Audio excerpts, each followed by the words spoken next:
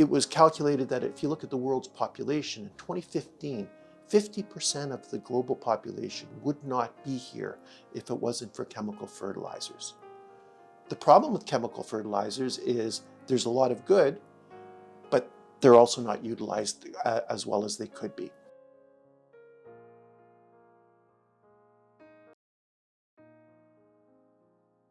The opportunity for this came from the Genome Canada call for the mitigation of greenhouse gases in agriculture.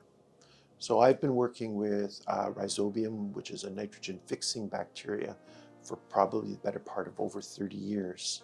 One of the projects that I had, which was funded by the Manitoba pulse and soybean growers, was to be able to come up with a better inoculum, or an inoculum for dry bean, which is just ordinary beans that are used for human consumption, where they would be using nitrogen fertilizer instead of using a biological inoculum, which is typical for legumes.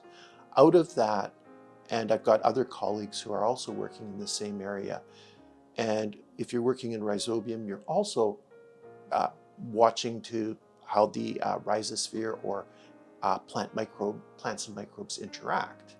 And we know the literature, and there is a lot of opportunity for how microbes can interact with plants and increase their nutrient use efficiency. So for us to be able to look and say, I think we could put a team together and tackle this problem so as not to promise higher yields, but to be able to say, I think we can be able to have a plant utilize the nutrients that are given to it better, was the opportunity that we saw. And what benefits does your research or your approach have over chemical fertilizers? We're never going to quite get away from chemical fertilizers. So just to put it into a broad perspective, in 1913, the Haber-Bosch process was invented.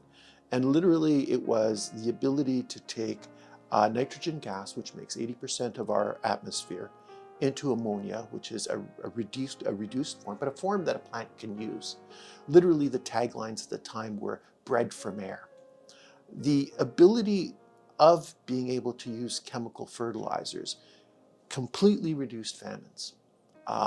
We have greatly, the global population has increased. If you look at the nitrogen composition in our bodies, approximately 80% of that came out of a synthetic fertilizer.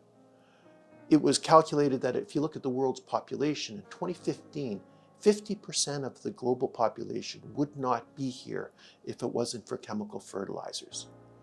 The problem with chemical fertilizers is there's a lot of good, but they're also not utilized as well as they could be.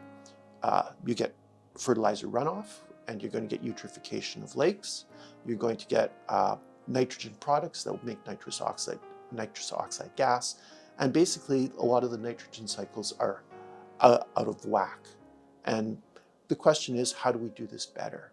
What we are trying to do is, we believe that a lot of the producers and the farmers, they've got very good strategies where they can mitigate how much nitrogen they put in. And what they've been asked to do is by 2030, come up with a 30% reduction in nitrogen. If you just took 30% out, there is going to be losses of food production, and that will cause inflation, a whole bunch of other negative events. What we're trying to do is say, let's use a biological source instead of a chemical source so that we can augment this so that we can make it more efficient. How big of an impact can your research have for climate change in Canada? How big an impact? From everything to nothing.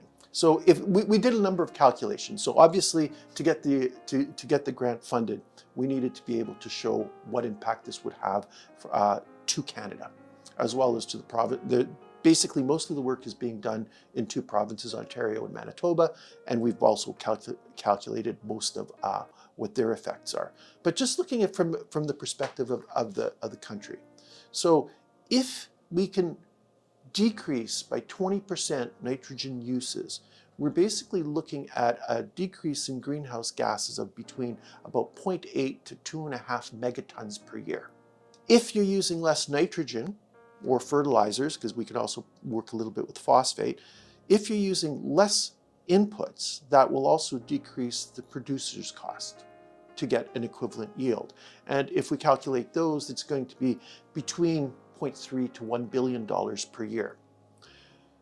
This will also then, if you look at a lot of Eastern Canada, most of the nitrogen comes from areas in the world that are less stable.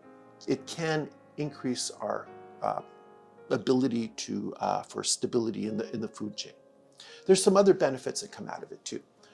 If you look at it, whereas chemistry really drove a lot of everything that happened from the 40s through to the 60s, the biochemical potential that comes with microbes is really, really untapped.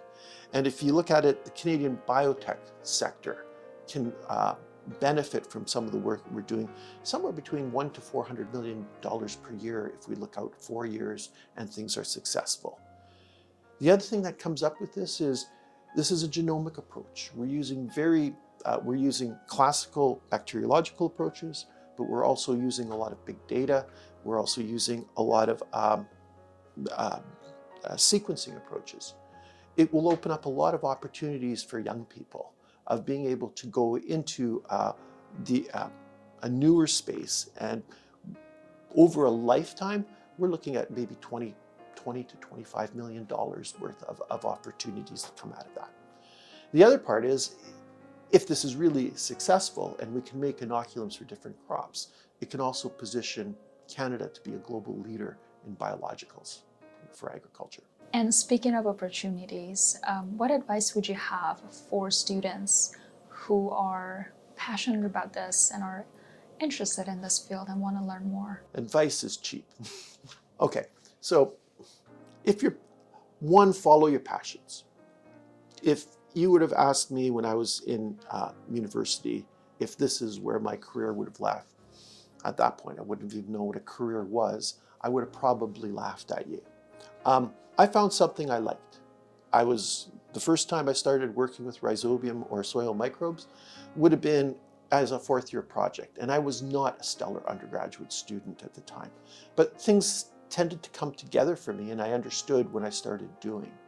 So very much follow what you like. Doesn't mean it's always going to be easy, but it does at least gives you the satisfaction of knowing that you're doing what you like.